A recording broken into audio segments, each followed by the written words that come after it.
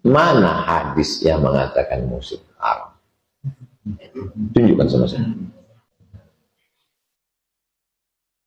Mana hadis yang mengatakan musik itu haram?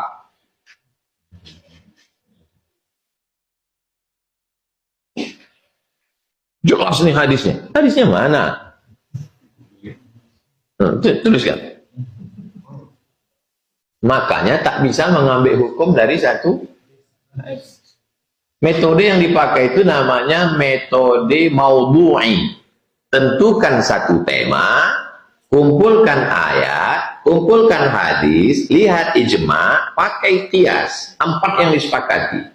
Quran, hadis, ijma', qiyas. 4 ini sepakat. Yang 6 lagi tak sepakat.